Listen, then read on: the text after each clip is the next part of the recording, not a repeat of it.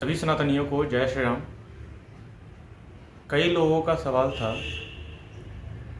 कई लोग मुझसे पूछते थे और कई लोगों ने कई बार ये जानने का प्रयास किया कि आशीष जी आप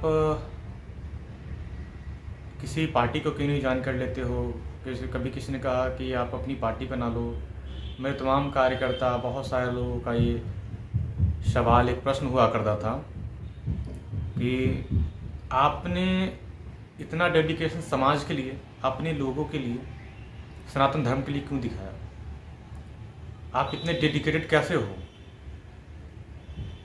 आप इतना जो है अपनी मेहनत की कमाई का, अपने पैसे जो आप कमाते हो, मेहनत से कमाते हो, हर किसी की समस्या में जितना आपसे योगदान हो पाता है आप करते हो। तो आखिर ये सब कैसे कर पाते हो आप।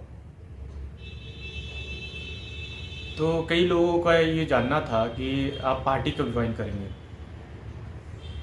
तो पार्टी ज्वाइन करने पे मेरा जवाब यही है अपने लोगों से, जितने भी मेरे कार्यकर्ता हैं, कि सबसे पहले मैं बताऊं कि मैं एक सनातनी हूं और मेरे लिए धर्म से बड़ा कार्य, धर्म के लिए जो मेरे द्वारा किया गया कार्य होता है उसमें मैं बहुत खुश हूँ। वो काम करके मुझे बहुत अच्छा लगता है। कभी भी धर्म की सेवा करने का जब मुझे मौका मिलता है तो मुझे बहुत खुशी होती है। मुझे लगता है कि भगवान ने मुझे इस लायक चुना है, या मुझे इस लायक समझा है कि मुझे वो कार्य सौंपा गया है। जहाँ तक बात रही राजनीति की, तो राजनीति में मैं एक कट्टर नरेंद्र मोदी जी का मैं कट्टर समर्थक हूँ। पीएम मोदी को मैं अपना आराध्य मानता हूँ। और जितने लोग आराध्य और आदर्श के बीच का अंतर समझते होंगे, मुझे लगता है वो समझ जाएंगे कि आराध्य होते क्या हैं। अगर मैं उनको अपना आराध्य मानता हूँ जो आदर्श से भी ऊपर है, मेरा मानना है कि नरेंद्र मोदी इस भारतवर्ष के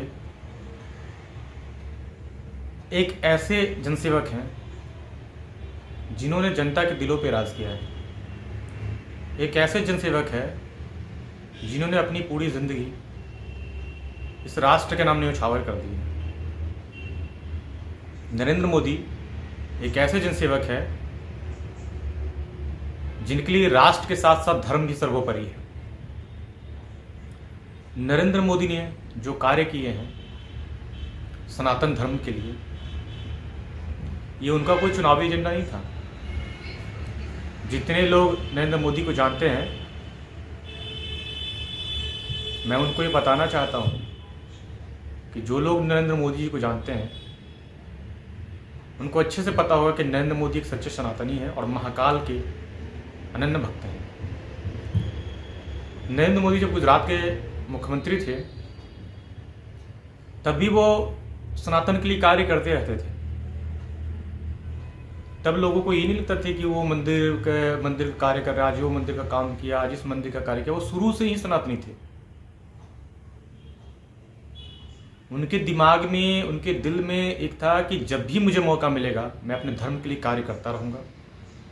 और उन्होंने सनातन के लिए बहुत कार्य किए हैं। राजनीति में होने के बाद भी, राष्ट्र सर्वोपरि होने के बाद भी, राष्ट्र के लिए जो उन्होंने जनता के लिए कार्य किया, साथ साथ उन्होंने सनातन के लिए भी बहुत कार्य किए। जो कार्य सनातन के लिए उन्होंने किए हैं वो आने वाली पीढ़ियों तक याद रखा जाएगा। राम मंदिर, बहुत लोग कहते हैं कि राम मंदिर का फैसला सुप्रीम कोर्ट द्वारा दिया गया। मैं भी ये मानता हूँ कि राम मंदिर का फैसला सुप्रीम कोर्ट द्वारा ही आया है। लेकिन परिस्थितियां कैसे बनती गई कि राम मंदिर का फैसला सुप्रीम कोर्ट द्वारा दिया गया। इससे पहले भी कई सारी सरकारें थी, कई सालों से राज्य करने वाली, जिनने कई साल तक इस देश में राज किया, ऐसी सरकारें भी थीं। और ऐसी सरकारों को आज तक राम मंदिर का ख्याल नहीं आया। वो ये कहते थे, जो सरकारें इस राष्ट्र में पहले थी, उनको न राष्ट्र की चिंता थी, न सनातन की चिंता थी। उन्होंने हमेशा इस राष्ट्र और सनातन का मजाक बनाया। उनके लिए राम मंदिर मुद्दा और राम एक काल्पनिक पात्र थे। उन्होंने हमेशा सनातनियों के आस्था का मजाक बनाया और फिर भी सनातनियों ने बार बार उनको जनादेश दिया। वो जनादेश दिया, लेकिन जब सनातनी जब जनादेश दे रहे थे तब वो सो रहे थे। उनको मालूम नहीं था। उन्होंने परिवार के प्रति अपनी चीज़ों को जाहिर किया कि आज़ादी की लड़ाई में ये लोग थे, बस ये कुछ भी करेंगे हम इनको वोट देंगे, इन्होंने हमें आज़ाद कराया। मेरे प्यारे भारतवासियों, आपको ये पता होगा कि जो लोग लड़ाई लड़ते हैं ना, जो युद्ध में भाग लेते हैं, वो आज़ादी देखने के लिए जिंदा नहीं रहते हैं। उदाहरण के तौर पे आप भगत सिंह को ले सकते हो, चंद्रशेखर आज़ाद को ले सकते हो,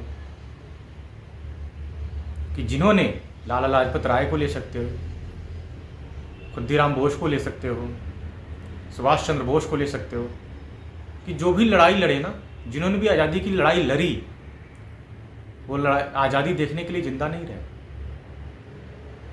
क्योंकि जो लड़ाई लड़ता है, जो आगे बढ़ के लड़ाई लड़ता है ना, तो लड़ाई, कोई भी लड़ाई बलिदान मांगता है, जिसे जीतने के लिए बहुत बलिदान देना पड़ता है।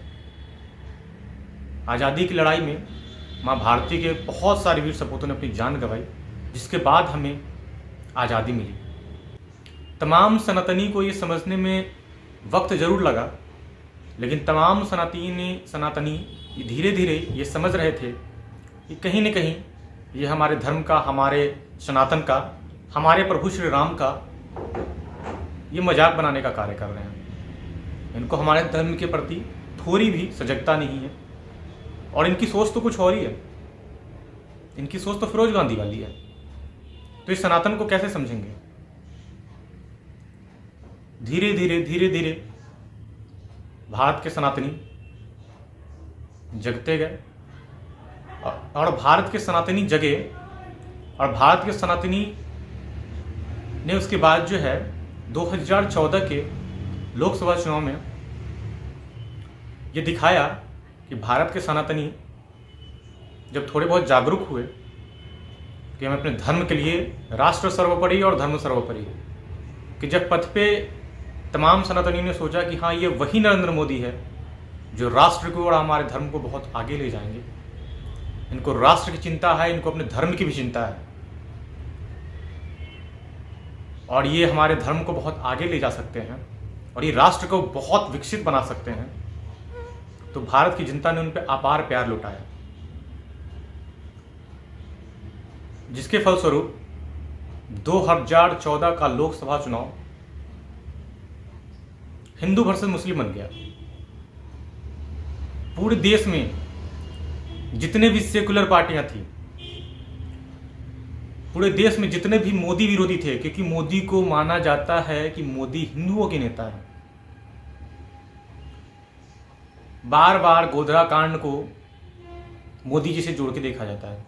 ये कहा जाता है कि मोदी जी पे गोधरा के आरोप लगते रहे हैं, लेकिन ये विपक्षों की साजिश है।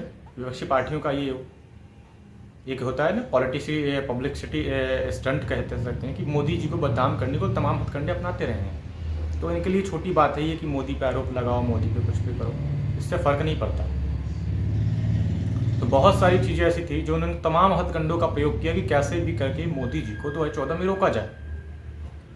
लेकिन तमाम सनातनियों ने अपने कीमती बहुमूल्य वोट देकर मेरे आराध्य परम आदरणीय प्रधानमंत्री जी को प्रचंड बहुमत से भारत की सत्ता में भारतीय जनता पार्टी को एक जनाधार दिया, जिसके फलस्वरूप नरेंद्र मोदी जी के आने के बाद भारत विकास के पथ पर धीरे धीरे अग्रसर होता गया। मुगलों ने जितने भी ऐसे ऐसे कार्य किए थे, सनातन पे प्रहार किया था, सनातन के मंदिरों को तोड़ा था, ये मोदी जी के मन में कहीं ना कहीं एक प्रण था कि हिंदुस्तान मतलब हिंदुओं का स्थान, हिंदुस्तान को, भारत को सनातन संस्कृति से जोड़ के देखा जाता रहा है और भारत की जो पहचान है वो सनातन है। वसुधैव कुटुंबकम की जो नीति है हमारे भारत की, वो शुरू से चलती आई है और वसुधैव कुटुंबकम जो है कहीं ना कहीं सनातन में ही है, हमें सिखाया गया है, या सनातन की ही देन है। भारत की संस्कृति सनातन से जोड़ के देखी जाती रही है। नरेंद्र मोदी ने जब ऐसे ऐसे कार्य करने शुरू किए 2014 में, और जो उन्होंने वादा किया उस वादे पे वो आगे बढ़ते रहे, तो कहीं ना कहीं सनातनियों का प्यार उनके प्रति अपार होता चला गया।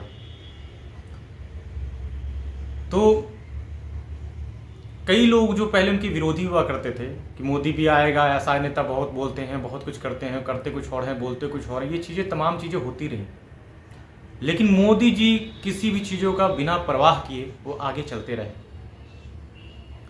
नरेंद्र मोदी जी ने जो अपने दिल दिमाग में जिस कार्य को सोचा था कि राष्ट्र को सर्वोपरि लेके जाना और अपने धर्म के लिए कार्य करना है, वो दोनों को समांतर उस दिशा में वो कार्य करते रहे। धीरे धीरे हिंदुओं का विश्वास, सनातनियों का विश्वास वो जीतते चले कि वाकई में इन्होंने जो कहा वो पूरा किया। जो भी कार्य इन्होंने वादे किए थे सारे कार्य को इन्होंने पूरा किया। तो एक दिन की मैं वाक्य सुनाता हूं आपसे। मैं अपने कुछ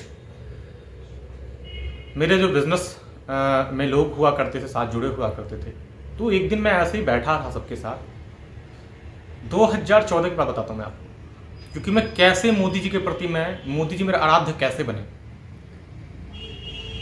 मैं मोदी जी को शुरू से बहुत मानता था, मैं मोदी जी को फॉलो शुरू से करता आ रहा हूँ। जब वो गुजरात के मुख्यमंत्री हुआ करते थे, मैं मोदी जी को ही आइडियोलॉजी पे, मैं उनको ही अपना आदर्श मानता रहा, और आदर्श से आराध्य बनने तक का सफर कैसे हुआ मैं आपको बताता हूँ। मैं अपने मित्रों के साथ बैठा था, फिर कुछ लोग मुझसे चर्चा करने लगे कि भैया वाकई में मोदी जी ने जो कहा वो तो पूरा किया उन्होंने, और वाकई में बहुत एक पावरफुल लीडर हैं जिन्होंने जनता ने जो कहा उन्होंने एक एक चीज़ कमिटमेंट को पूरा किया। तो मैं ऐसे बैठे बैठे अपने दोस्त से मैंने कहा, अरे हमें भी मोदी जी के लिए कुछ करना चाहिए। कुछ लोगों को हंसी आएगी, कुछ लोगों को मजाक लगेगी, आप मोदी जी के लिए क्या करेंगे। मोदी जी अपने आप के लिए, मोदी जी इस देश के बहुत बड़े नेता, विश्व के सबसे लोकप्रिय नेता है, जननायक हैं, मैं मानता हूँ। 2014 में जब मैं बैठे बैठे इस चीज़ों को हम लोग जब सोच रहे थे, चर्चा कर रहे थे, तो मैंने ऐसे ही मोदी जी के नाम पे एक छोटा सा दल का गठन किया, मोदी मोर्चा करके। तो मोदी मोर्चा का मैंने गठन किया। ऐसे बैठे बैठे फेसबुक पे एक पेज बना दिया कि मुझे भी मोदी जी के लिए कुछ करना है। मैं मोदी जी की विचारधाराओं पे उस संगठन को एक फेसबुक पे मैं बैठे बैठे लोगों के साथ उस पेज को मैंने बनाया, और पेज को बनाने के बाद जो है ना, मैं धीरे धीरे एक्टिव होकर उस पर कार्य करना शुरू कर दिया। मैं मोदी आइडियोलॉजी पे आगे बढ़ने लगा और लोगों को धीरे धीरे अपने साथ जोड़ने लगा, और कहीं ना कहीं लोग मेरे साथ जुड़ते चले गए जो मेरी विचारधारा के थे।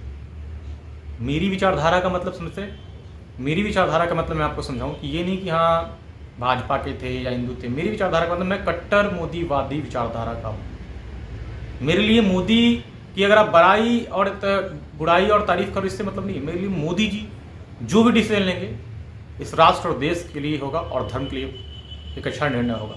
मोदी जी इस राष्ट्र को विकसित बनाना चाहते हैं। मेरे लिए बस ये कि मोदी का विरोध मतलब एक जनमत का विरोध, मोदी का विरोध मतलब एक हिंदुत्व का विरोध, मोदी का विरोध मतलब एक अपार जनमत का विरोध कर रहे हो। लोग कहते हैं कि विपक्ष में इतने लोग हैं, विपक्ष में इतने वोट पड़े हैं, मोदी जी को पूरी सीटें नहीं मिली हैं। मैं कहता हूँ चलो 140 करोड़ की आबादी मान लेते हैं, तो 140 करोड़ की आबादी में अगर 40 करोड़ विरोध में है और 100 करोड़ की संख्या मोदी जी के समर्थन में है, तो मैं उन मूर्खों से एक सवाल करना चाहता हूँ कि 100 करोड़ के लोग के पास दिमाग ज़्यादा होगा या 40 करोड़ के पास दिमाग ज़्यादा होगा। अगर हम 40-40 को भी निकालते हैं तो दोनों अगर इक्वल भी करते हैं तो तब भी 60 जो है 100 में से 40 को माइनस करेंगे तब भी 60 बन जाए। मतलब 60% लोगों के पास भी क्या और दिमाग नहीं है जो मोदी को बार बार वोट करते हैं और जिताते हैं। तो ऐसा नहीं है, 100% लोगों में अगर 60% लोग नरेंद्र मोदी जी को वोट करते हैं, उनको अपना जनाधार देते हैं, तो इसका मतलब है कि 100% लोग में 60% लोगों को मोदी जी पर अपार विश्वास है कि मोदी जी चाहे कुछ भी करें, चाहे कुछ भी कहें, ये जो भी करेंगे, जो भी कहेंगे, वो देश और राष्ट्र के लिए सर्वोपरि होगा। तो फिर मैं अपने उस चर्चा पे वापस आता हूँ कि बैठे बैठे मैंने उस पेज का गठन किया, लोग हमसे जुड़ते चले गए और मैंने मोदी जी के लिए कार्य करना शुरू किया। हमने खूब जगह पे, गुजरात में, राजस्थान में, बिहार में, उत्तर प्रदेश, दिल्ली में, हर जगह हमने खूब कार्य की, खूब लोग जुड़ते चले गए। मैंने अपनी मेहनत की कमाई का बहुत सारा पैसा लोगों की मदद में लगाया। लोगों की मदद के लिए मैं खूब आगे बढ़ के आया। मैंने खूब मेहनत करी, जी जान से मैंने मेहनत करी। मैंने उस संगठन को ना तूफान की तरह आगे बढ़ाया। 3 साल मैंने करी, मेहनत करी। 2017 तक आते आते उस संगठन का जो है ना, उस संगठन को 2017 तक आते आते उस संगठन में बहुत सारे लोग जुड़ गए, बहुत कार्यकर्ता जुड़ गए। और मैं पहले मानता था कि जो कहते हैं ना कि नहीं, हिंदू मुस्लिम ठीक है, सब एक जैसे नहीं होते हैं। अब्दुल कलाम भी एक मुस्लिम थे, उन्होंने भी राष्ट्र के लिए सर्वोपरि जीता। तो मैं इस विचारधारा के साथ उस समय तक था। 16 दिसंबर 17 की बात बता रहा हूं मैं आपको। उस समय मोदी का जो हमने एक छोटा सा एक संगठन बनाया था, एनजीओ, जो कि रजिस्टर्ड था, जो कि सरकार से हमने उसको रजिस्ट्रेशन करा के प्रॉपर तरीके से सारा लीगल काम करके उस चीज़ों को हमने आगे बढ़ाया, ताकि कल के डेट में कोई भी हम पे या किसी भी चीज़ पे उंगलियां ना उठा पाए कि आप ऐसा कैसे कर रहे हो। क्योंकि इस भारत में जो है ना, अगर आप अच्छा कार्य करोगे ना तो उंगलियां सबसे पहले आप पे उठेंगी। आप बुरा कितना करो कोई भी नहीं देखने वाला है, लेकिन अगर आप अच्छे कार्य के लिए आगे बढ़े हो ना और अचानक से आपकी चीज़ें बहुत ज़्यादा बढ़ने लग जाएंगी तो लोगों को खुजली होने लगती है कि आखिर कैसे। तो मैं उस विचारधारा के साथ आगे बढ़ने लगा। मैं मोदी जी के लिए कार्य करने लगा, बहुत सारे लोग जुड़े। उसके बाद कुछ लोग उत्तर प्रदेश से मुसलमान जो हैं वो जुड़ना चाह रहे थे। हमारे उत्तर प्रदेश के सारे जो संगठन के लोग थे उन्होंने हमसे बोला, भाई साहब ये लोग भी जुड़ के काम करना चाहते हैं। मैंने कहा आपका क्या राय है, मुस्लिम जो है धर्म के लोग हैं। तो मैंने कहा मोदी जी का विचारधारा तो है, सब लोग काम करते हैं मोदी के लिए, मुसलमान मोदी जी की इसमें मुस्लिम भी है, तो मैं उनकी ही आइडियोलॉजी पे फॉलो करते हुए मैं आगे बढ़ रहा था। मैंने बोला नहीं जोड़िए, सबको जोड़िए, क्योंकि कहीं कि सबके अंदर जागरूकता आएगी, चीज़ें आएंगी तो अच्छा रहेगा। तो जो मेरी गलती हुई, मेरी जो गलती थी वो यही हुई कि हमने ये सोचा कि सब एक जैसे होते हैं, कोई बात नहीं, इनको जोड़ा जाए, साथ में ही काम करेंगे। मेरी ज़िंदगी की वो पहली गलती थी जिसने मुझे सेकुलर से एक कट्टर हिंदू बनने पे मजबूर किया। वाकया ऐसा हुआ कि मुस्लिम जो है वो जुड़ा, संगठन के लोग सबकी सहमति से हमने उसको जोड़ा, सब लोग जुड़े भी, काम भी किया, वो भी काम कर रहा था और काफ़ी अच्छा काम कर रहा था। तो मुझे लगा कि इसको आगे बढ़ाया जाए तो कुछ अच्छा कर सकता है ये, क्योंकि मेरे दिमाग में उस समय कोई भी ऐसी सोच नहीं चल रही थी कि यह मुस्लिम ऐसा है, क्योंकि मैं मोदी जी की विचारधारा पे आगे बढ़ रहा था कि हाँ ठीक है, मौका देना चाहिए। तो उसके बाद जो है हमने उसको जो है उत्तर प्रदेश का जो है ना प्रभारी बना दिया कि आप संगठन का उत्तर प्रदेश का जितना भी काम होगा वो आप देखेंगे, आप करेंगे, आप अच्छा कर रहे हैं। लेकिन मुझे उसके पीछे जो षड्यंत्र था ना वो समझ नहीं आया, क्योंकि मैं सोचता हूँ कि जैसा मैं हूँ ऐसा ही सब लोग होंगे, सब लोग अच्छे से काम कर रहे हैं। लेकिन कहीं ना कहीं उसकी नीति यहाँ पे रोजगार करने की थी। तो कुछ समय बाद जो है कई जिले से लोगों का किसी के माध्यम से, कार्यकर्ताओं के माध्यम से, कभी किसी पदाधिकारी के माध्यम से मैसेज मिलता था मुझे कि भाई साहब ये जो है ना, इन लोगों से कहीं भी जाता है तो कहता है कि गाड़ी कैसे चलेगा, इसमें तेल डलवाओ, इसमें ये कराओ, इसमें पैसा चाहिए, इसकी ज़रूरत पड़ेगी। तो लोगों से धीरे धीरे फंड जुटा रहा था और मुझे इस चीज़ की मालूम नहीं था, मुझे इस चीज़ की तनिक भी भनक नहीं लगी थी कि हाँ ऐसे कार्य संगठन में हुए जा रहे हैं। क्योंकि संगठन का अपना एक अकाउंट भी नहीं था, संगठन का मैंने अकाउंट भी नहीं खुला था, क्योंकि भाई मैंने सोचा भाई मुझे काम करना, मुझे चंदा थोड़े चाहिए, मुझे डोनेशन कर लेना ही नहीं है, जितना मेरे से बन पड़ेगा मैं करूँगा। और लोगों से मैंने लगा कि आप जुड़े हो, आपको एक प्लेटफॉर्म मिला है, आप यहाँ आके सिर्फ काम कर सकते हैं। आप यहाँ पे कोई भी गलत एक्टिविटी करोगे तो मैं लात मार के बाहर निकालूंगा। ये मेरे वर्डिंग्स थे सबसे, यही मेरे शब्द थे। मैंने कड़े शब्दों में सबको चेतावनी दी थी कि मोदी जी की बदनामी के लिए एक भी कार्य इस संगठन में हुए तो मैं लात मार के बाहर निकालूंगा। तो कार्यकर्ताओं के माध्यम से मुझे मालूम हुआ कि ये काजी जो है ये ऐसे ऐसे हरकतें कर रहा है। तो मैंने इस चीज़ का पता लगवाया, तो मैंने ना उस पर बहुत इंक्वायरी करानी शुरू करी। तो मालूम हुआ कि ये गन फैक्ट्री, मतलब गन का लाइसेंस का ये दुकान कैसे उल्टे पुल्टे जो काम करते थे, चीज़ें सील हो गई थी, काम ऐसे हुआ। तो इसकी मैंने जांच करनी शुरू की। तो मैंने धीरे पता लगा कि ये कुछ गलत एक्टिविटी में लिप्त था। तो मैंने कहा ये तो पूरा संगठन ही खराब कर देगा, प्लस नाम खराब होगा संगठन का। मोदी जी की विचारधारा पे कर रहे हैं, मोदी जी के मोर्चा पे हम लोग बैठ के काम कर रहे हैं, संगठन बनाया हमने, ये तो पूरा चीज़ें ही खराब हो जाएगी। कोई भी ये गलत एक्टिविटी करता अगर होगा, क्योंकि मुझे शक था कि गलत एक्टिविटी करता होगा तो फिर हमारी बदनामी होगी, हमारे संगठन की बदनामी। तो मैंने सबसे एक दो लोगों से जो मेरे संगठन में उत्तर प्रदेश के थे उनसे चर्चा किया हमने, और हमने संगठन में उनको संगठन से निकाल दिया। एक हमने ग्रुप में मैसेज कर दिया। मैसेज करने के बाद जो है जब उनको संगठन से निकाला गया तो कुछ लोग जो सेकुलर हिंदू हैं वो काजी से जा मिले कि काजी जी आपने ऐसा कर दिया, आपको तो आशीष सिंह ने लात मार के निकाल दिया संगठन में, ये वो दी जाए, बहुत सारी चीज़ को लोगों ने बढ़ा।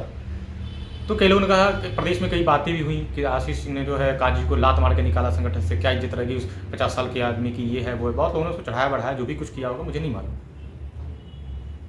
तो उसके बाद जो है उसने फ़ोन पे बात करी और वो क्या किया, वो मुझसे मिलने के लिए आया, गाजियाबाद मुझसे मिलने के लिए आया, और दो चार लोग लेकर मुझसे मिलने आया था। तो मिलने आया तो मैं उस समय घर पे नहीं था, उसको इस चीज़ का साल मालूम हुआ कि मैं घर पे नहीं था, क्योंकि उस समय मैं कुछ काम के लिए भोपाल गया हुआ था। तो मैं वहाँ पे मैंने फ़ोन किया, मुझे बताया गया घर पे कि कुछ लोग आए हैं सीबीआई वाले। मैंने सीबीआई वाले, मैंने कहा सीबीआई वाले क्या करने आए हैं और ये क्यों आए हैं? मैंने कहा पूछो। तो मैंने लोग अपने घर के परिवार के सदस्यों को बोला कि उनका आईडी वाईडी पूछिए कि सीबीआई से है कि ऐसे ही है। तो जो मेरे घर के सदस्य थे उनमें से जो एक ने उसको पहचान लिया, ये तो संगठन में था जुड़ा हुआ, ये काजी मोहम्मद काजी, ये तो काजी है। मैंने कहा मोहम्मद काजी सीबीआई बन के आया है, तो वो कुछ न कुछ यहाँ पे अपना एक षड्यंत्र लेके आया था कि इनकी क्या इंक्वायरी करा जाए, क्या करते हैं, कैसे करते हैं, ये इनको फंसाने के लिए वो साजिश रचने का प्लान वो वहाँ से लेके आया था। वो आजमगढ़ का रहने वाला था, उसे मालूम था कि मैं यहाँ नहीं हूँ। वो आया गया और जाने के बाद उसने आजमगढ़ में कोतवाली में एक मुकदमा मेरे खिलाफ दर्ज कराया कि ये जो है आशीष सिंह हैं और ये ऐसे मोदी जी के नाम पे एक संगठन चलाते हैं और ये लोगों से पैसे लेते हैं, लोग पैसे लेके लोगों का काम कराते हैं। बहुत सारी चीज़ें ऐसी उसने करी होगी, मुझे मालूम नहीं था। यहाँ तक कि ये मालूम था कि मेरे खिलाफ मुकदमा भी दर्ज कराया गया है। मेरे खिलाफ कुछ भी षड्यंत्र चल रहे थे, मुझे मालूम नहीं था। तो उसके बाद लगता है 3, 4, 5 महीने के बाद 5 महीने को एक फ़ोन आता है कि आप पे ऐसे है कि आप जहाँ ऐसे इंक्वायरी करनी थी। हमने हाँ पूछिए क्या जानकारी चाहिए, कोई पुलिस वाले का ही होगा। तो मैंने उनको पूरी बात बताई। मैंने कहा कोई भी दिक्कत हो, कोई भी समस्या होगी ना, आप मुझे कॉल करिएगा, जहाँ मेरी ज़रूरत होगी मैं आऊँगा, आपको मैं पूरा वक्त दूंगा, जो भी आपको इंक्वायरी मेरे से चाहिए मैं उसका पूरा जवाब दूंगा। तो ये अंदर ही अंदर मेरे खिलाफ षड्यंत्र करता रहा। जब इसको चीज़ें समझ में नहीं है कि पुलिस एक्शन नहीं ले रही, ये कुछ कर क्यों नहीं रही, इनके पूरा मुकदमा हुआ, मेरी बेइज्जती हुई, इनसे बदला लेना है, तो उसने कुछ वहाँ के तमाम कुछ चंद पुलिस वालों को मिलाया होगा, आपस में अपने में मिलाया होगा, और वो जानता भी था पहले से। और वो कहता था कि मैं एक रसूख वाला आदमी हूँ, मेरे पास बहुत पैसा है, बहुत पावर है, कुछ पुलिस वाले मेरे दोस्त हैं, और तमाम पुलिस वालों को जो है ना वो मिलजुल के वो काम करता था और पैसे वैसे लेना देना वो करता रहा होगा। तो मुझे कुछ लोगों से पता लगा कि आपको गिरफ्तार कराने के लिए और आपकी पूरे प्रदेश पूरे राष्ट्र में छवि खराब हो, इसके लिए उसने कुछ बहुत पैसे खर्च किए हैं, और पुलिस वालों को कुछ भी करके इनको अरेस्ट करो, हमको इनको हथकड़ी में देखना है एक बार। तो हथकड़ी में देखने के लिए उसने बहुत सारी कोशिशें करी कि जनवरी का महीना होगा, 2017 की बात बता रहा हूँ मैं आपको। तो अचानक से घर पे एक दो पुलिस वाले आए और वो पूछने लग गए कि उनको मालूम भी नहीं था, और नीचे काजी भी गाड़ी में बैठा हुआ था। मुझे मालूम भी नहीं था कि मेरे खिलाफ मुकदमा हुआ है, क्या हुआ, कुछ किसी ने कुछ बताया ही नहीं। ना मेरे पास कोई एक लेटर तक आया कि आपके खिलाफ मुकदमा हुआ है। तो कोई एक वो जाता है ना कि आपके यहाँ भेजा जाता है कोर्ट के द्वारा या पुलिस वालों के द्वारा, प्रशासन के द्वारा, कि आपके खिलाफ मुकदमा दर्ज हुआ है, आप आइए जांच में सहयोग करिए। कुछ भी नहीं था, क्योंकि सारा ब्लफ गेम किया गया था, क्योंकि मैंने लाइफ में कोई गलती करी नहीं थी, मैंने कोई ऐसा काम किया नहीं था कि मुझे डर हो। तो मैं निश्चिंत था। वो आए तो काफ़ी देर उन लोगों से बात विचार की क्या है, किस मैटर है, तो वो अपनी वर्दी में भी नहीं थे, वैसे सिविल थे। तो आया उन्होंने बोला कि आपसे पूछताछ करनी है, जांच करनी है। मैंने कहा ठीक है, आइए बैठिए, पूछताछ करिए। उनको मैंने बिठाया, चाय पानी पिलाया, नाश्ता वास्ता कराया तरीके, क्योंकि मैंने कोई गलत काम किया नहीं था ना, तो मुझे किसी चीज़ का डर ही नहीं था। इतना करने के बाद मैंने उनको बिठाया, मैंने कहा बताइए आपको क्या जानकारी चाहिए। उन्होंने जो जो सवाल किए मैंने सबका जवाब दिया। उनको बोला कि आप संगठन चलाते हो, फर्जी संगठन में। फर्जी कैसे है? अगर प्रशासन से अगर सरकार से मैंने रजिस्टर्ड करा के कोई अगर एक संगठन को रजिस्टर्ड कराया है तो फर्जी कैसे हो सकता है? फर्जी का मतलब क्या होता है? तो उसने बोला कि आपने लेटर हेड कैसे बना ली। मैंने कहा सर, रजिस्टर्ड संस्था का लेटर हेड बनाना गुनाह है? ये किस संविधान में लिखा है? तो उसने जो लेटर हेड थे उसने लेटर हेड मेरे से ले लिए, संगठन के जो स्टैम्प थे उसने मेरे से ले लिया और उसको एक डब्बे में बंद कर दिया। और मुझे बताते बहुत हंसी आ रही है कि यहाँ से उसने बोला कि मुझे और जानकारी चाहिए, आप थाने चलिए। मैं अपनी गाड़ी में बैठ के, पुलिस वाले अपनी गाड़ी में बैठ के थाने गए। तो नहीं आप मेरी गाड़ी में बैठे। मैं क्यों? मैं अपनी गाड़ी से चलता हूँ, आप चलिए ना, क्या दिक्कत है? तो मैं अपनी गाड़ी से थाने तक गया, क्योंकि मुझे पता था कि मैंने कोई गलती करी नहीं, तो मुझे डरने की जरूरत ही नहीं थी। फिर उस समय जो है वो थाने लेके, जब हम थाने पहुंचे, जब मैं थाने के अपनी गाड़ी से वो पहुंचा, तो उसने पता नहीं क्या एक जो है गिरफ्तारी का उसने क्या पर्ची सा पर्चा भरना उसने शुरू किया कि इनको जांच के लिए हम गिरफ्तार कर रहे हैं। तो मैंने कहा गिरफ्तार किस बात के लिए कर रहे हो? ऐसा किया क्या है मैंने?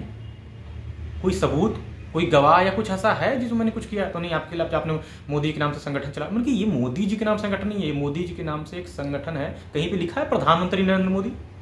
तो नहीं। मैंने कहा फिर तो मोदी के नाम से बहुत है, नरेंद्र मोदी विचार मंच, नरेंद्र मोदी मोर्चा, बहुत सारे संगठन रजिस्टर्ड है। फिर कार्रवाई तो सब पे होनी चाहिए ना। और कार्रवाई होनी ही क्यों चाहिए? अगर वो गलत करे तब कार्रवाई होनी चाहिए ना। तो ये सब भी करने का फिर भी उसने अपना पर्चा वर्चा भरा। फिर उस समय जो है गाजियाबाद के एडिशनल एसपी हुआ करते थे आकाश तोमर। फिर मैंने उनको कॉल मिलाया, मैंने उनसे बात करी, भाई साहब ऐसा है। नहीं, इसमें ऐसा कुछ होना ही नहीं चाहिए। मैंने कैसा, बल्कि उन्होंने बात करी हुई। फिर अजय शाहनी वहाँ का एसएसपी हुआ करता था आजमगढ़ का, उसने पता नहीं क्या बातें बताई कि प्रधानमंत्री से जुड़ा मामला है, ये हो सकता है, कुछ बातें उनसे करी होगी। तो हो ही सकती है मैं कहीं प्रधानमंत्री से जुड़ा मामला, कहीं मेरी हो सकता है कि कोई भी इंसान सकते में आ सकता है, कोई बात ऐसा तो नहीं है। फिर जो है चीज़ें ऐसी हुई कि वो लेटर भरा, फिर जो है उन्होंने कहा कि आपको अरेस्ट करना पड़ा। ठीक है चलिए। फिर मेरे लोग वो गाड़ी से बैठ के मैं पुलिस वालों के साथ आया, आजमगढ़ पहुँचा मैं। फिर मेरे लोग भी साथ में थे, वो भी साथ में पहुँचे वहाँ पे। तो वहाँ पे जब मैं मॉर्निंग में पहुँचा, मॉर्निंग में जब वहाँ बैठा तो पुलिस थाने में तो काफ़ी सारे लोग थे। तो वहाँ एसएसपी अपने चेम्बर बैठा था, मेरे से पूछताछ कर रहा था। एडिशनल एसपी था, सचिदानंद गंगवार था, वो सबसे घटिया आदमी पुलिस प्रशासन का, सचिदानंद गंगवार। और जितेंद्र बहादुर सिंह जो आईओ था, वो इतना करप्ट इंसान मैंने लाइफ में आज तक नहीं देखा। और वहाँ का जो पुलिस एसएसपी था वो मेरे से कह रहा है क्या कि मुझे पता है कि आपने कोई गलती नहीं करी, कोई गलत काम नहीं किया, लेकिन आप क्योंकि मैंने पुलिस के लिए वो जांच लिखी थी काजी के मामले में कि पुलिस की भूमिका की जांच की जाए कि आखिर ये असला का जो काम इसका सील हुआ था दुकान, फिर भी ये गोलियों का काम, ये सारे उल्टे पुल्टे काम ये कहाँ से करता है? ये मालूम मैंने जांच की, बल्कि इसकी जांच कराई जाए कि आदमी सही है गलत है, ये कहाँ से ऐसे काम कर रहा है। तो मैंने उसको जांच के लिए काजी के लिए लिखा था। उसमें पुलिस वालों को मैंने कहा था कि पुलिस वालों के भी, उसमें कुछ लोगों ने बोला था कि भाई साहब इसका पुलिस वालों से बहुत अच्छा टर्म है, तो मैंने पुलिस की भूमिका की जांच के लिए लिखा था। मैंने प्रॉपर मेल किया था, सीबीआई से लेकर हर जगह, डीजीपी यूपी को मेल किया था, सबको, मुख्यमंत्री जी के सबको मैंने वहाँ पर मेल किया हुआ था। वहाँ से कोई जवाब मुझे नहीं आया। तो वो बोलता है कि आप पुलिस की जाँच कराएंगे। आईपीएस की पावर क्या होती है आपको मालूम है? आईपीएस चाहे तो आपको बिना किसी चार्ज में आपको अंदर बंद कर देगा, जमानत कराते रहिए, मतलब इस ढंग से बात थी। तो आप पुलिस को चुनौती देंगे, ऐसे करके उसने मुझसे बात करी। और बात करने के बाद जो था उसने अपनी चीज़ें करी, बहुत सारे लोग थे, सबको मैंने कहा आपको लगता है कि मैंने गलती करी, आप कार्रवाई करिए अगर मैंने कोई गलती करी। तो बोल रहा है कि आपने, मुझे पता है आपने कोई गलती नहीं करी है, लेकिन आप पुलिस को चुनौती देंगे कि पुलिस के खिलाफ जांच के लिए लिखेंगे, तो आपको बताता हूँ मैं आईपीएस का पावर क्या होता है। उसने सारी जो चीज़ें बातें पूछी, उन्हें सारी चीज़ बता दी। फिर उसने जो है ना बहुत सारी चीज़ें उल्टी पुल्टी जो भी था मेरे से ज़बरदस्ती का बोला कि आप इसको साइन कर दीजिए, तो आप पे चार धारा। उसने बोला कि आप 2000 के दंगे में थे। उसको भी मालूम नहीं था कि 2000 के दंगे में उसमें मेरी उम्र 10 साल की रही होगी, और मैं उसमें बिहार में रहता था, मैं उसमें स्कूल में पढ़ाई करता था। उसने पता नहीं उल्टी पुल्टी बहुत सारी चीज़ उसमें लिख दी। तो उसमें कुछ लोगों का जो है मेरे लिए फ़ोन भी है कि भाई साहब आपके साथ ऐसा कैसा। उसने मेरे फ़ोन पे किया, उस सबसे उसने फ़ोन कॉल पे देखा, तो उसको लगा कि लगता है कि इन्होंने कोई बहुत जनता इनके साथ बहुत जुड़ी हुई है, लोग भी इनके साथ काफ़ी जुड़े हुए हैं। तो उसने प्रेशर में आके जो है ना एक दो चीज़ उसमें से कम कर दी, एफआईआर में से धाराएँ घटा दी। मैंने अपनी आँख से देख रहा था कि नहीं ये मत करो ये। तो उसने जो है ना 467 और 468 धारा ऐसे लिखी और बोल रहा है कि ये धारा ऐसी लिखी कि आपको हाई कोर्ट से ही जमानत मिलेगी। और वो जो 467 धारा उसने बनाई थी, इस ग्राउंड पे बनाई थी कि आपने संगठन कैसे बना लिया, आपने लेटर कैसे छपा लिया, आपने ये कर लिया, आपने जो है सरकारी कागजों का जो है आपने दुरुपयोग किया है। तो मैंने उनसे पूछा कि अगर एक रजिस्टर्ड संस्था है, मेरा उसका लेटरहेड बना, तो इसमें गैर कानूनी क्या है? तो उसको उसने मेरे लेटर हेड को, मुझे हंसी आ रही पुलिस कार्रवाई पे कि मेरे लेटर हेड को और मेरे जो स्टैम्प थे, जो संगठन के थे, जो रजिस्टर्ड संस्था थी, जिसका पेपर आज भी है, जिसका पेपर हाईकोर्ट में भी लगा हुआ था, वो सब कुछ पता करा चुका था कि हाँ ये जेन्युइन है सब कुछ, कहीं कोई फ्रॉड नहीं था। फिर भी उसने उसको डब्बे में बंद किया, एक लाल मुहर लाया, उसको बंद करके उसने एक सील सा लगा दिया। सुबह बड़ी सी प्रेस कॉन्फ्रेंस हुई जिसमें आला अधिकारी पुलिस के बैठे थे। और पता है पुलिस में क्या दिया, उसमें अखबार में क्या छपा था कि मोदी जी के नाम पे धोखाधड़ी करते, ये पकड़े गए, वो पकड़े गए, बहुत सारी चीज़ें से गया। और ऑफ कैमरा की मैं बात बताऊं, जब मीडिया वाले हमसे पूछ रहे थे कि आपने कोई गलती करी, आपने ऐसा कुछ किया है, तो मैंने बाइट दी, मैंने कहा कि आप सिर्फ इस चीज़ की जांच कराइए मेरे मुकदमे की। आपको लगता है कि मैं कहीं दोषी होऊंगा ना, तो आप जो चाहे मेरे बारे में लिखिएगा, मेरे संगठन के बारे में लिखिएगा। तो उसमें से एक पत्रकार पीछे से क्या बोलता है कि हमें पता है कि आप गलती नहीं हो, आप पता है कि हमने कोई गलती नहीं करी है, लेकिन आपने गलत लोगों से पंगा ले लिया। पीछे से उसने मुझे बोला। और वहाँ के जो कोतवाल थे उसमें योगेंद्र बहादुर सिंह, उन्होंने मुझसे बोला कि आशीष जी, मतलब आशीष जी आपने गलती नहीं करी, मैं पता है, लेकिन मैं भी मजबूर हूँ। तो मैं उनकी मजबूरियाँ समझ रहा था कि उनकी मजबूरियाँ जो थी आला अधिकारियों के प्रेशर था, दबाव था, जिसकी वजह से वो शांत बैठे थे। तो उन्होंने बोला कि मैं मजबूर हूँ, मैं कुछ कर नहीं सकता। और आईओ को खूब पैसा खिलाया होगा। सच्चिदानंद गंगवार एडिशनल एसपी था, जो आईपीएस थे। ये सब लोग का कहीं ना कहीं मुझे मिली वक्त था, क्योंकि अगर आईपीएस चाहता ना तो उसकी जांच करा लिया होता कि जो ये कह रहा है संगठन फर्जी पैसे लेके, ऐसा कोई कार्रवाई है। मैंने कहा कि एक भी आदमी तो बताओ जिसने मुझे पैसा दिया हो, किस काम के लिए मुझे पैसा दिया हो। पहले तो उस आदमी से पूछा जाना चाहिए कि भाई तुम इनको पैसा क्यों दिए हो। अगर तुमने इनको पैसा किसी काम का दिया है, मतलब तुम भी फ्रॉड हो, तुमने भी गलती करी है। किस बात का पैसा इनको, तुम्हें उस पर भी मुकदमा होना चाहिए था। ऐसा कुछ नहीं हुआ। न वो आदमी मिला जिसने मुझे पैसे दिए थे कि मुझे पैसे दिए, वो मुझे फंसाने की पूरी साजिश रची थी। दोनों पुलिस और काजियों ने मिलकर रची थी, पुलिस प्रशासन के कुछ चंद लोग और काजी ने जो है ये प्लानिंग पूरी बैठ के बनाई थी, कैसे इनको फंसाने की चीजें। और उसमें क्या था, सोने पे सुहागा इन लोगों के लिए क्या रहा, इनके लिए सोने पे सुहागा ये रहा कि भाजपा से के कुछ नेता मेरे प्रति बहुत चिढ़े हुए थे। कई सारे उसमें मंत्री भी थे जो मुझसे चिढ़ते थे कि ये लड़का किसी को अपने संगठन में बुलाता नहीं है। कुछ मंत्रियों की ये ख्वाहिश थी कि वो आप जो हैं हमारे अपने मंच पे हमें बुलाइए, थोड़ा हमारा भी होगा, स्वागत करवाइए। मैंने कहा कि क्यों, हम लोग मोदीवादी विचारधारा के लोग हैं, मोदी जी के लिए हम लोग काम कर रहे हैं और हम लोग काम करने में यकीन रखते हैं, ना कि आपको जनसभा आपको क्यों बुलाएं, ये कोई राजनीतिक मंच नहीं है। तो मैंने कई लोगों का विरोध किया था, जिसकी वजह से लोगों को जो मालूम हुआ ना कि मुकदमा दर्ज हुआ, तो उसमें कई लोगों ने, जो मंत्री थे सरकार में, उन लोगों ने उसका समर्थन किया। पुलिस वालों का ठीक है, अच्छा उनको दिखा अच्छा मौका, बोले ठीक है आशीष सिंह को अरेस्ट करो, कार्रवाई करो। तो उनको मंत्रियों का सह और मिला, कुछ नेताओं का सह मिला, जिसकी वजह से लोगों को लगा कि अरे ये तो ऐसा है। तो पुलिस वालों ने तुरंत कार्रवाई करी और पुलिस वालों को सह मिला। उनको पता कि मेरे पीछे तो और नेताओं का भी सपोर्ट है, जो भाजपा के मंत्री उनको भी सपोर्ट बहुत ज़्यादा अच्छा उनको मिला था। लेकिन भाजपा के, भारतीय जनता पार्टी के तमाम जो बड़े नेता थे, तमाम जो मेरे आदर्श थे, तमाम जो बड़े उसमें महाराज जी मुख्यमंत्री बने थे, उनको इस चीज़ की कोई भनक नहीं थी, उन तक जानकारी नहीं पहुंची थी। क्योंकि मुझे लगता है कि महाराज जी की जानकारी होती ना तो इन पुलिस वालों की खैर नहीं होती, इनकी जांच जरूर कराई गई होती। और आज ये पुलिस वाले सलाखों के पीछे बंद होते। लेकिन कहीं ना कहीं बहुत सारे ऐसे कार्य हैं जो अभी सरकार से छुपे हुए हैं, जिसको उजागर करने की जरूरत है। तो उस समय भी जो उसने कार्रवाई करी और उसने कहा कि आप जेल जाइए, आपका तो पहले ये होगा उसके बाद देखेंगे। तो मैंने कहा कि कब तक जेल जाऊंगा मैं। तो मैंने एक बात आईपीएस को बोली थी कि वक्त सबका आता है सर, आपका भी वक्त है, आप आईपीएस अपनी पावर का दुरुपयोग कर रहे हैं, करिए, बट हो सकता है कि आज वक्त आपका है, कल वक्त हमारा भी आएगा। तो मैंने उनको कहा था कि अगर मैंने कहा कि सर आप अगर सच के साथ होते ना तो मुझे बहुत खुशी, लेकिन मुझे इस बात का बहुत दुख है कि एक आईपीएस इतना बड़ा अधिकारी नहीं कि इसकी जांच तक नहीं करी। क्या ऐसा प्रेशर था कि गिरफ्तार कराया गया, किस बंदे को जवाबदेही नहीं बनी कि उसको इत्तला किया, उसको बताया जाए, उसको ये सब बताया जाए कि तुम्हारे खिलाफ मुकदमा हुआ, आप जांच में सहयोग। मैंने कहीं सहयोग नहीं किया। तो डायरेक्ट आप 5 महीने बाद किसको मुकदमा दर्ज कराया, चोरी चुपके आए और चोरी चुपके आपने गिरफ्तार कराया और उसको वहां से चले गए। क्या ऐसी मजबूरी रही होगी।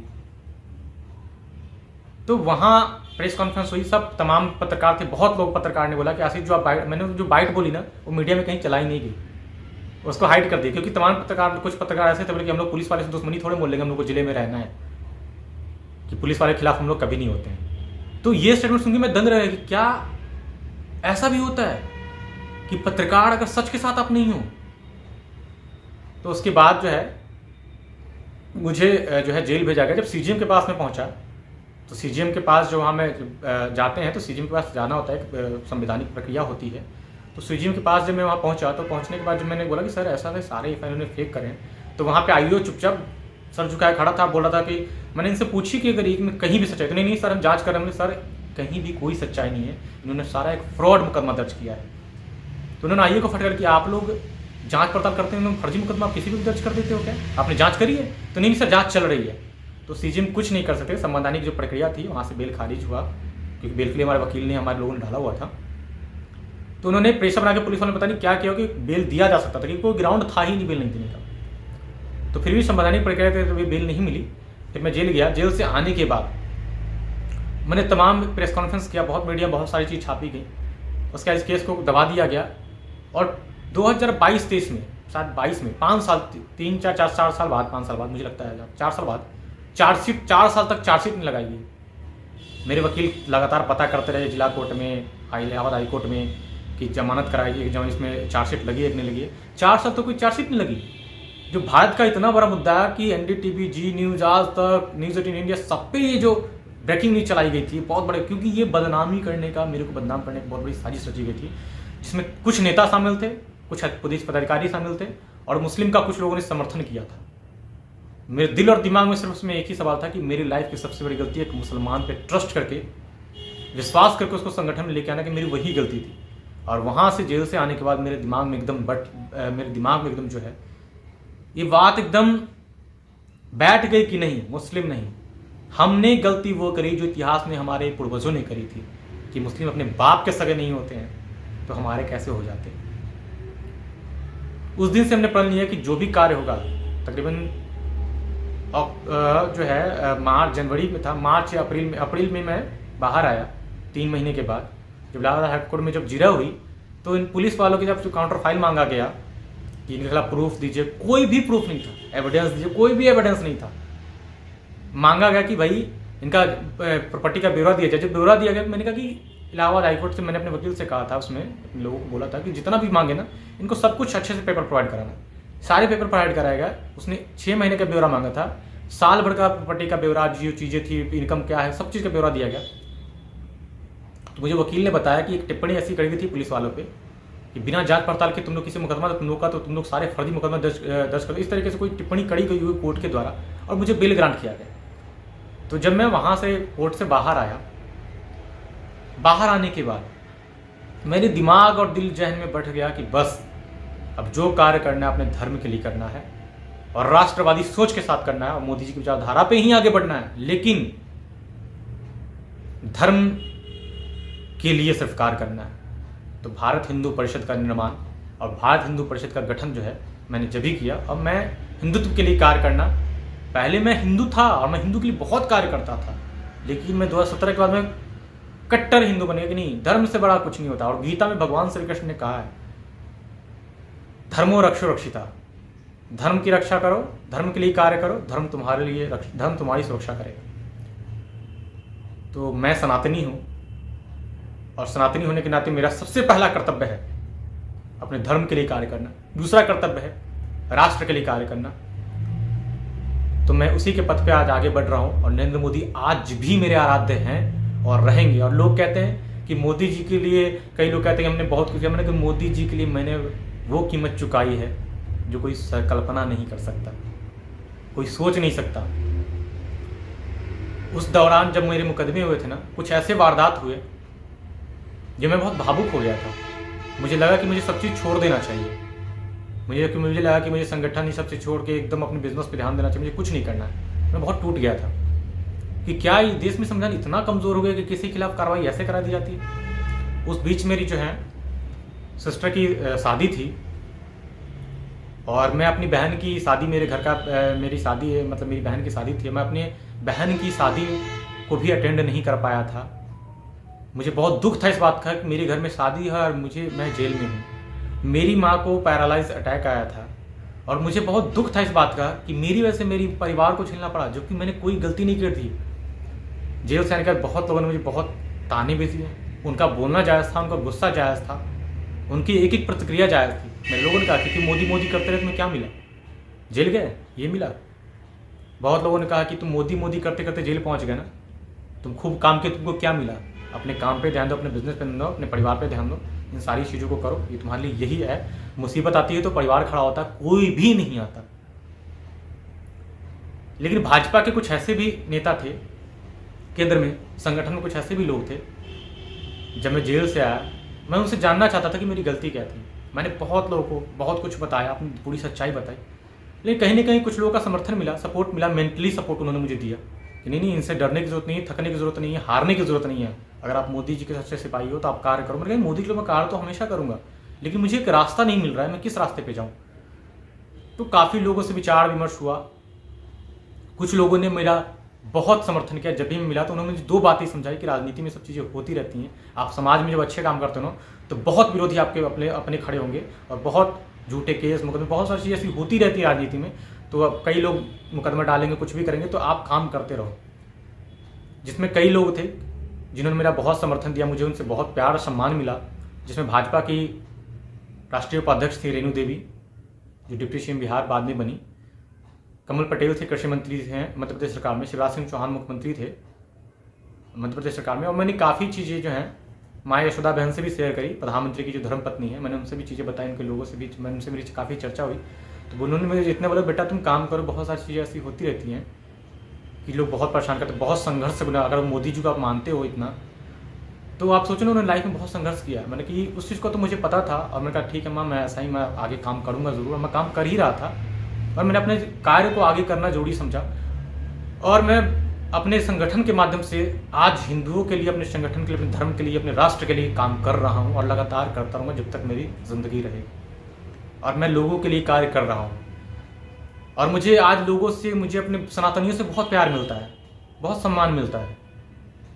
मैं आज भी मेरे अंदर एक चीज़ें हैं कि मुझे लगता है कि भाई मुस्लिम जो है वो गलत करेंगे नहीं करेंगे, मुझे इससे मतलब नहीं है। मुझे हाँ, लेकिन अगर मुझे सहयोग की जहाँ बात आती है ना, जहाँ मैं देखता हूँ कि ये बिल्कुल भूखे मर रहे हैं, तो मैं ऐसे में उनका समर्थन उनको ऐसे करके लोगों से मदद जरूर करवाता हूँ, मदद करती। लेकिन ये नहीं कि संगठन में जगह नहीं, इनको किसी लायक नहीं बनाया जाए, या उनको इस लायक मैं अपने संगठन में कभी नहीं लेके आऊँगा। मैंने कहा कि मेरे संगठन में भारत हिंदू परिषद, इसका मतलब भारत हिंदुओं का जो परिषद का गठन हुआ है, तमाम सनातनियों के लिए इसमें कार्य होगा, धर्म के लिए कार्य होगा, जिसमें नदी संरक्षण, गौशाला निर्माण, धर्म के लिए कार्य, लव जिहाद पे रोक और तमाम जो हमारे धर्म के लिए जो कार्य होंगे वो संगठन के माध्यम से किए जा रहे हैं। मैंने इस संगठन को भी रजिस्टर्ड कराया हुआ है और तमाम सनातनियों का प्यार, मुझे सम्मान मुझे आज मिल रहा है। और बहुत सारे लोग मुझे समर्थक हैं, मेरे सपोर्ट में जो आज हैं, मैं उन सभी का दिल से जो है शुक्रिया अदा करता हूँ। और मैं सबका बहुत आभारी हूँ कि आप लोगों ने मुझे इतना प्यार दिया, इतना सम्मान दिया और कहीं ना कहीं इतना कार्य करने की जो ऊर्जा मिलती है और जो मैं कार्य कर पाता हूँ, कहीं ना कहीं आप लोगों का प्यार को देख के। क्योंकि मेरे कई सारे गुजरात में, महाराष्ट्र में, राजस्थान में आज भी वो कार्यकर्ता हैं जो उस समय के जुड़े कार्यकर्ता हैं, उनकी हिम्मत आज भी मेरे काम आती है। उन्होंने मुझसे बोला कि सर आप गलत नहीं हो, आप क्यों वो हो रहे हो, आप गलत नहीं हो, आप सर काम करते रहिए, हम आपके साथ हैं। और आज भी वो कार्यकर्ता मेरे साथ हैं और हम लोग खूब जी जान लगा के हर प्रदेश में अपने धर्म के लिए, अपने सनातन के लिए कार्य कर रहे हैं भारत हिंदू परिषद के माध्यम से। भारत हिंदू परिषद को मुझे उस ऊंचाई तक लेके जाना है ना कि एक धर्म के लिए कार्य करने वाला एक बड़ा संगठन बनाना है मुझे। और इसमें आप सभी सनातनियों का, सभी तमाम हिंदू भाइयों का मुझे सहयोग चाहिए होगा। मैं एक सनातनी हूँ और मैं इस चीज़ को मान चुका हूँ कि अपने धर्म के लिए कार्य करो, धर्म तुम्हारे लिए खड़ा है। और जहाँ तक बात रही पार्टी ज्वाइन करने की, जो मैंने वीडियो की शुरुआत में बताया कि बहुत लोग पार्टी, मैं भारतीय जनता पार्टी का सदस्य हूँ। कई बार मुझे मौके मिले कि मैं भारतीय जनता पार्टी के पदाधिकारी के रूप में मैं ज्वाइन कर सकता था, बट मैंने उस चीज़ को नकारा। मैंने कहा कि मैं मोदी जी का एक सिपाही हूँ और क्योंकि मोदी जी भारतीय जनता पार्टी के से प्रधानमंत्री बने और भारतीय जनता पार्टी की विचारधारा मुझे अच्छी लगी बचपन से, क्योंकि मेरा पूरा परिवार शुरू से ही भाजपा को वोट करता आया है। जब मैं बचपन में था ना, जब मैं देखता था कि पापा किसको वोट करके आए हैं, तो जब नाखून पे जो होते थे ना, पहले तो जो स्याही की मार्क दी जाती थी, आज भी होती है वो, तो मैं पूछता था कि किसको वोट किया आपने, तो जब बोलते थे ना कमल, तो मेरे उस समय जो लोग तो ना बिहार में जब हुआ करते थे उसमें कमल के बहुत कम समर्थक बात करते थे। और आप मुझे लगता है आज भी बिहार में तो जागरूक नहीं है लोग कि कमल को वोट क्यों किया जाए ये जानने के लिए। तो मेरे यहाँ लोग शुरू से ही भाजपा के समर्थक थे, अब भाजपा को आज तक भी वोट करते हैं। और कहीं ना कहीं मेरे घर में मुझे आज भी लोग ताने देते हैं कि एक बार भाजपा को वोट की तो जेल गया ना, अब दोबारा जो है कोई एक बार मतलब एक बार भाजपा का समर्थन किए, मोदी के यहाँ पर अगर मोदी किए तो क्या मिला, जेल मिला।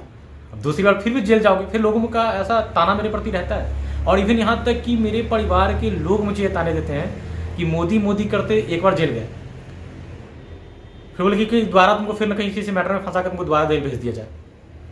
मैंने कहा कि कोई बात नहीं, धर्म के लिए कार्य करते करते अगर मुझे वो भी करना पड़े ना, अगर मुझे वो किस्मत में लिखा है, अगर मुझे जाना होगा तो मैं जाऊँगा, मुझे कोई नहीं रोक सकता। तो मेरे परिवार के लोग मैं समझ नहीं पाता हूँ कि वो मेरे प्रति मेरा प्यार दिखाते हैं या क्या है, मैं समझ नहीं पाया। हो सकता है मेरे प्रति उनको बहुत प्यार हो, मेरे प्रति बहुत चिंता होगी, वो इसलिए मुझे ताने देते होंगे कि मोदी करते जेल चले गए, इससे अच्छा है अपने धर्म के लिए कार्य, अपने बिजनेस पे ध्यान दो, अपने जो परिवार के लिए काम करो, वो परिवार ही तुम्हारा साथ देगा। लेकिन मेरी सोच मेरे लोगों से बहुत अलग है। मैंने कहा ज़िंदगी एक ही मिली है, इसमें धर्म के लिए काम ऐसा करके जाओ कि आने वाली पीढ़ियाँ, आने वाले लोग तुम्हें तुम्हारे नाम से याद रखें कि हाँ एक इंसान था, एक वो थे जिन्होंने धर्म के लिए, अपने लोगों के लिए, अपने सनातन के लिए बहुत कार्य किया। आज भी कहीं मंदिर में कहीं भी कोई निर्माण का, कहीं भी कोई काम आता है, कोई मूर्ति बैठाने का या ये मूर्तियाँ खंडित होती है मूर्ति निर्माण का, तो मैं उसमें बढ़ चढ़ के हिस्सा लेता हूँ, भाग लेता हूँ, मेरा संगठन भाग लेता है। तो आज भी मैं अपने भारत हिंदू परिषद के माध्यम से काम कर रहा हूँ और सभी को ये संदेश कि जो भी भारत हिंदू परिषद से जुड़ना चाहते हैं वो मुझसे जुड़ सकते हैं। मेरे YouTube चैनल से आप जुड़ सकते हैं और अपनी विचारधारा रख सकते हैं। कहीं भी सनातन के प्रति कहीं भी दुर्व्यवहार हो रहा है, सनातन के प्रति कहीं भी कोई भी परेशानी बढ़ रही है, अपने लफ्ज़ में अपनी बच्चियों के प्रति, सनातन बच्चियों के प्रति कोई भी अगर चीज़ें परेशानियाँ हो रही हैं, तो आप भारत हिंदू परिषद से कांटेक्ट कर सकते हैं, डायरेक्टली कांटेक्ट कर सकते हैं। आपको जितनी ज़्यादा हो सकेगी भारत हिंदू परिषद आपकी मदद जरूर करेगा, जितना भी हो सकेगा जरूर करेगा। कि भारत हिंदू परिषद को कहीं से कोई फंडिंग नहीं आती है, लेकिन अगर 2 रुपये की मदद हो या 2,000 की मदद हो या जितने चंद पैसों की मदद हो, जो भी मदद होती है, चाहे वो चंद रुपये की हो या समय की हो या इंसान की मदद हो, भारत हिंदू परिषद अपने तमाम सनातन भाइयों और बहनों के लिए हमेशा खड़ा है और उनके लिए खड़ा रहेगा। तो मैं आपसे यही कहूँगा कि सनातनी बनो। लिखा गया, शास्त्र में लिखा गया ब्रह्मा विष्णु महेश से ऊपर कोई नहीं है, ब्रह्मा विष्णु महेश के अलावा कोई भी पूजनीय नहीं है। तो मेरा एक वाक्य जो है तमाम सेकुलर हिंदुओं को लिए जो है मैं कहना चाहूँगा कि अगर दरगाह पे और मज़ारों पे जाने से अगर इबादतें पूरी होती, मन्नतें पूरी होती, तो मोदी इस देश के कभी प्रधानमंत्री बनते। पाकिस्तान इतना बदहाल और कंगाल कभी नहीं होता। अगर मेरे को कभी भी ईश्वर ने मुझे कभी भी अपने कार्य के लिए चुना, अगर मुझे उस लायक पहुंचाया, उस लायक बनाया भगवान ने, अगर प्रभु श्री राम ने मुझे उस लायक जिस दिन बनाया ना, जितना हो सकेगा मैं अपने धर्म के लिए कार्य जरूर करूँगा। निवेदन करता हूँ कि इस वीडियो को ज़्यादा से ज़्यादा शेयर करें और कितनी भी तकलीफ़ें आएँ, कितनी भी परिस्थितियाँ खराब हो, मोदी का विरोध ना करें। मोदी का विरोध करना, योगी का विरोध करना, अमित शाह जी का विरोध करना, सनातन का विरोध कर रहे हैं। क्योंकि इनके कार्य को आप उठा के देखोगे ना, तो सनातन के लिए इन्होंने क्या किया है और शुरू से ये क्या करते हैं, किस विचारधारा पे काम करते हैं, आपको समझ में आएगा कि इनका कार्य हमेशा भगवा के लिए होता है, राष्ट्र हित के लिए होता है, देश हित के लिए होता है, सनातन धर्म के लिए होता है। जय श्री राम।